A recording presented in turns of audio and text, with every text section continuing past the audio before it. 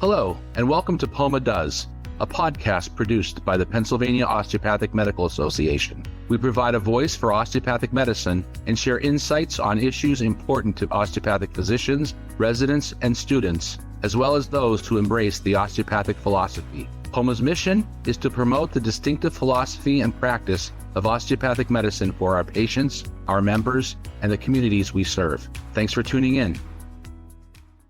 So my name's Matt. I am a third-year medical student right now, actually, at Philadelphia College of Osteopathic Medicine. We're just going to have a really just light, impromptu conversation, just talking about all these great stories about how, you weren't able to skip school because your parents knew when you were and when you weren't sick, how they would tell you to rub some dirt on an injury because they knew you weren't actually injured. But we're going to have a great conversation. So I just want to take a chance to get everybody just to introduce themselves. Let's start with the Zawissa boys. I'm Ben. I'm Josh. Nick. Perfect. And then Jen. Hi, I'm Jen. I'm Dr. Collada's youngest child at 31. Nice. And then Lance and Gwen, right? Yeah, I'm Lance. I'm Gwen. Nice. We all have this similar factor, right? We all have parents or a parent who is involved with medicine, and there are pros and cons to having a parent who is in medicine. But for this episode, we're going to highlight a lot of the pros because there are a lot of great things with having somebody who's in medicine. I guess the first thing is what's one kind of memory or one cool thing that you can remember being like, wow, my mom or dad did that. That was really cool. One of those things that I was like, I'm really glad I got to see that. You guys have anything like that? I do. One time, my parents and I were traveling. I think we were probably going to or from Disney World in Orlando, and somebody on the plane, I think it ended up just being a panic attack, but they thought they were having a heart attack. When the flight attendant over the PA was like, they're a doctor, my dad's like, my time has come. It's my time. So the person ended up being fine, but it was really cool seeing my dad in action just because obviously that's not a part of his life that I see firsthand very often. Yeah, for sure. Absolutely. It's one of those things that you kind of get to see your parent be like a superhero. Yeah, exactly. And to be able to experience, to them, they're the person they're telling you to brush your teeth, do your homework, go to bed. And then you see that kind of snap and you're like, whoa, you're like, this is looking like somebody who has superpowers right now. Lance, go ahead. Anything for you guys? Well, one for me is when I am feeling like my hips are hurting and that she'll fix me and that people come from long distances just to have her do it. And I feel like that's pretty cool. All the OMM, all that stuff. Oh, dude, I can't tell you the amount of times my dad has put my back into place after a football game, after a basketball game. And it's just like that crack. Like as soon as just walking right up down the spine. Yeah, no, definitely it helps having an osteopathic physician as a parent. You're walking a little gingerly and they're like, yeah, we'll fix you. Come on, get over here. We kind of talked about with the OMM stuff, where you guys have kind of really sat and kind of processed, I'm happy that my parent or my parents are doing this and this is what they've gotten into. That kind of meaningful expression, has that ever kind of crossed your guys' minds at all? Give me one good story. You guys flu shots at home instead of going to the hospital? Oh, there you go. He's bringing work home to you guys. Oh, do you just mean really sitting down and thinking about what my dad does for a living and kind of being blown away by it? Yeah. I mean, being little and being at my dad's practice and just watching the way that he interacted with his patients, I think instilled in me a sense of duty, I guess, to other people and how important it is to help other people if you can. My current career is in public librarianship. So I feel like a lot of that attitude is really fundamental to what I do every single day, just helping people out. Very nice. Yeah, no, it's one of those things that, it's like a moment that kind of hits you where you're just like, wow, this kind of greater sense of appreciation for that person in your life who does it. Yeah, I kind of get where you're coming from. What about Lance or Gwen? Anything like that for you guys? Yeah, when we were little, she used to take us to the hospital and usually we'd just sit there and you could see her running back and forth trying to take notes. And then we'd be like, Mom, can we go get breakfast? And she'd run us up to the cafeteria and she'd still have plenty of time to get her all her work done. What does your mom do again? Family medicine. Again, another thing all four of us groups have in common, all coming from family med docs. If you guys ever were sick at home and you couldn't go into school, who would be taking care of you? Would your mom or Jen, would your dad be the one to be taking care of you? Nick, Josh, and Ben, what kind of situation would that be like? My mom would be taking care of us. And she's off of work or our grandparents. Nice. Usually for us, it'd be our dad taking care of us because mom would be at work. It's funny how that happens, though, right? Because it was kind of the same way for me, too. Dad's at work. You don't want to go barging into his office or into her office, right? So then mom kind of takes over that double duty. So then all of a sudden you feel like you have two parents who are working the medical field. yeah, it's probably better for him to be taking care of us because he's a pharmacist. Oh, there you go. That's awesome. Have there ever been any really cool places you guys have been able to go because of what your parents do? We get to go to Orlando and Calgary. We get to be in these really cool water parks while friends are at school learning. Yeah, I bet you boys really tear up the water park there, huh? The one up in Kandahari. Yeah. What's your favorite thing to do? Are you guys wave pool guys or you guys slide guys? Slide. Yeah, I would have guessed Wave that. pool. Wave pool. Whoa, surprise entry in the back there. Jen, how about you? Have you ever been able to go anywhere cool because of dad's work or anything like that, or see anything cool? When my dad, when he got sworn in, I guess, as president, they had that big celebration at the Kalahari. I was able to go there, which was really fun. I got to wear a very fancy dress, which I never get to do. So for me, that was very exciting. That's the most recent one that I can think of. I live in Ohio right now. My parents live in Pennsylvania. So when my dad gets to go do cool things, he just calls me like, I'm in Miami right now. I'm like, oh, that's cool. It's 40 degrees here. I love that for you. Well, I mean, he's up in Erie too. They get snowfall like crazy. Oh, yeah. That's awesome. I'll never forget. I've done it twice, but the first time I ever did it is when they do the AOAs out in Chicago. So I was able to see Chicago, a major American city, for the first time ever. And it was so cool to be able to go out there and experience it with my dad. So it was just me and him, and he was able to show me around because he's been out there a couple times to show me to like nice restaurants, seeing the pier, like the Bean in Chicago, all that kind of stuff. So through their work, it's sometimes really cool to be able to have those experiences that you don't think you'd ever really get the chance to do. Have you guys ever done like go to dad or go to mom at work? Like you guys ever visited them at work and kind of seen what they do in person? You guys ever had experience like that before? What was that like? Nick. Come on, Nick, give me the details. One time I was up like super early and my mom had to go into the hospital, so she just took me with her, and I got to see all the rooms and I got a tour of the hospital. Nice. Very nice. Did you perform any surgeries on anybody, or did you just kind of be hands off for the day? No. Lance and Gwen, you guys ever be able to visit mom while she's at work, like kind of spend the day with her, kind of shadow her, anything like that? Yeah, one time, it was a few years ago, and my mom, she had to do like CPR training or something like that. And she needed my help because nobody else was available. So I had to like pump this airbag, but I was really young, so I just like gave up and the patient died. You got to do a second go around to redeem yourself. Get more experience with it. I will say the first time I ever did my BLS and my advanced care skills training, I also failed. So don't feel bad. It's not easy pumping that bag the majority of the time. Lance, anything with you? Yeah, when she'd take us to somewhere like Nemacolin, if you guys have ever went there, she'd take us into the meeting room with us. And I remember I had a little drawing set with Sharpies, and I'd just sit behind her chair and draw. Nice. Yeah, no, that's awesome. Jen, anything with you? I mean, when I was little, I went to my dad's office like all the time, and he took me on rounds a lot too. Like on Sunday mornings, get up at like 8 a.m. before I would get mad about it. And then we would go on rounds and I would just like hang out, and like all the nurses would be like, oh my gosh, are you Dr. Collada's daughter? And I'd be like, yep, I'm 7. This is weird. And then we would go out to breakfast. And that was something that it was just like a nice ritual that we had.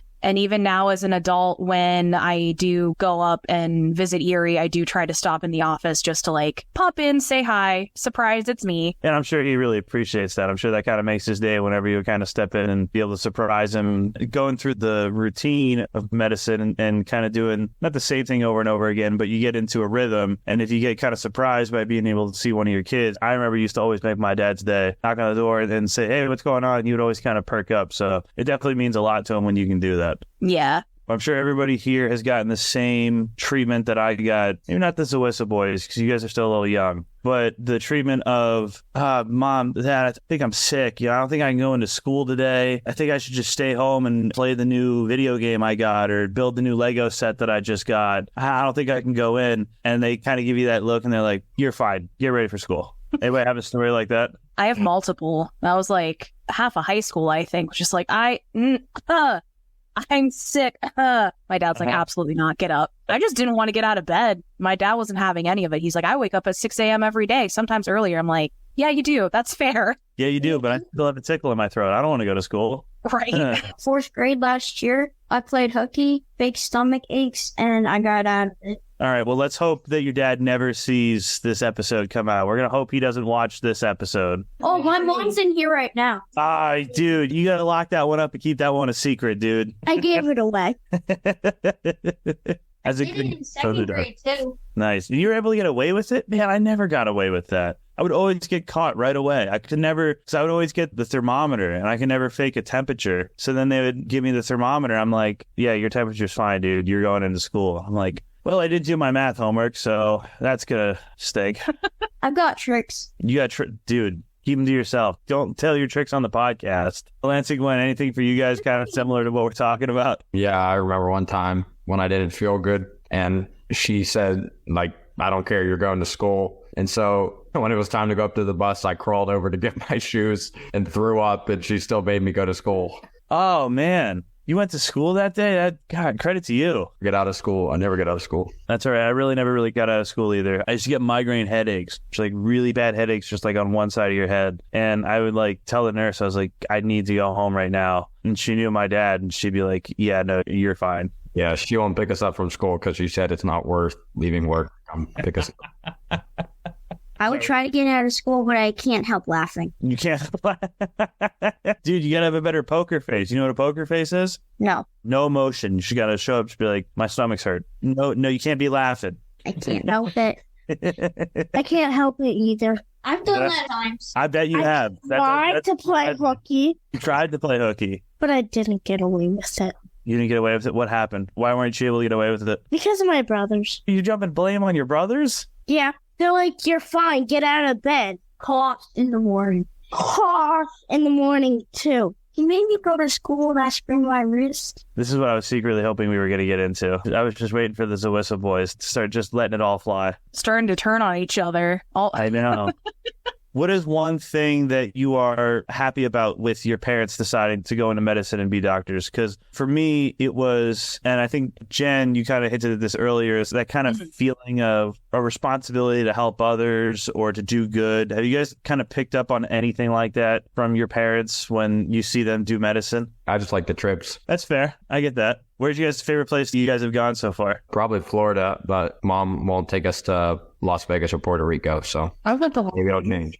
Well, you're the favorite child. No, I went to the Grand Canyon, and then my dad took me to Las Vegas. Wow. Why were you guys out in Vegas? Well, me and my dad were like big explorers, so it's always been my dream to hike the Grand Canyon. Got it. Okay. I think we all enjoy going to Kalahari. Yeah, I was going to say, you boys must love going to Kalahari. And Orlando. And Orlando. My dad's never taken me to the Orlando trip before. Anybody else have any other stories about seeing what their parents were doing and stuff like that? Any feel-good stories here for the holidays? So my older brother, Andrew, has a baby. He's about 1.5 years old. That's my dad's first grandchild. And now my brother is starting to do that thing where he's like, Dad, I think something's wrong with the baby. Can you look at him? What's going on? That's really cute. Parents, yep. Just history repeating itself. That's awesome. Yeah, no, when I was growing up, I was friends with all the guys who I went to elementary and middle school with. We all kind of lived in the same neighborhood. So my dad, when I was growing up, he was the guy who put stitches in everybody whenever they needed stitches, like playing tackle football and somebody hits their head on like a rock or something like that, or somebody falls off a jungle gym and all of a sudden they need stitches put in. It would always be one of my friend's parents looking at me and go, hey, can you go call your dad? That's the convenience of having like an on-call doctor in the family. I can't count the amount of stitches he put in people and the amount of fish hooks from fishing he's gotten out of people.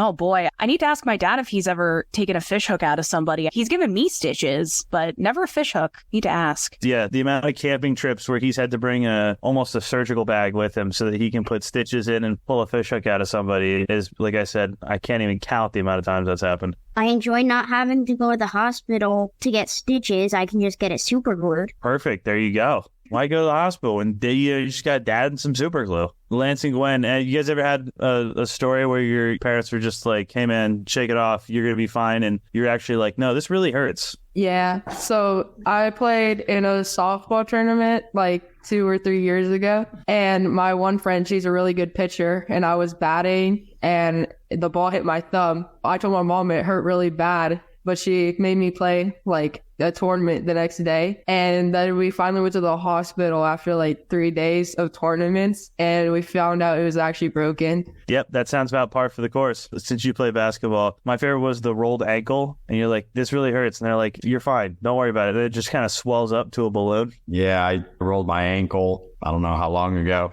Mom just had me put ice on it and K-tape, and then I kept rolling it. And eventually, on the last one, she took me to the hospital after like 8 ankle rolls and it was all shattered and everything. Yeah, I have a very similar story to that. I was in high school. I played football in high school, and it was my sophomore year, and I had a guy, he was like a 300-pound kid, just stepped clean on my foot, and I was like hobbling off the sideline, and we're getting checked out, and it's like, I think you're going to be fine. I think it's just a high ankle sprain. Just tape it up and get back in the game. I played like 6 more games on it, and I go to get I think it was a CT, and it was just, the bone was just absolutely just broken. And I was like, I've been playing on a broken bone for 6 weeks. Sweet. Yeah. Jen, anything like that for you? I've been like racking my brain trying to think of things. I think that my dad was always a little bit gentler with me because I was the youngest and also the only girl. But I remember my older brother Andrew was very much the rough and tumble kid of my siblings and I. So I'm sure that he would have stories of my dad being like, "You fine, just walk it off, you're whatever," and Andrew being like, "Oh, well, actually, it's broken." I think my brother actually broke his thumb once trying to wrestle with his friend on a bed, as you do.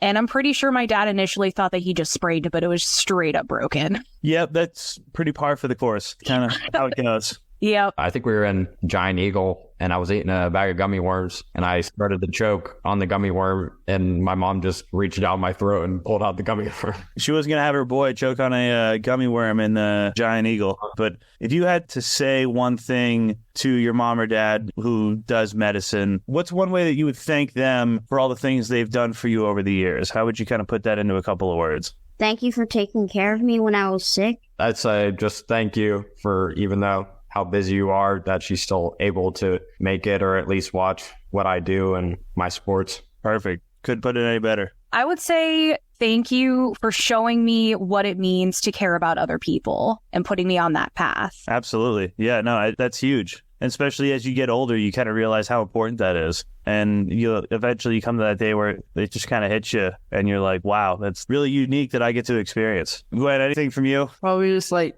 thanks for being able to like coach all my sports and stuff and make it there, even if you're like an hour late.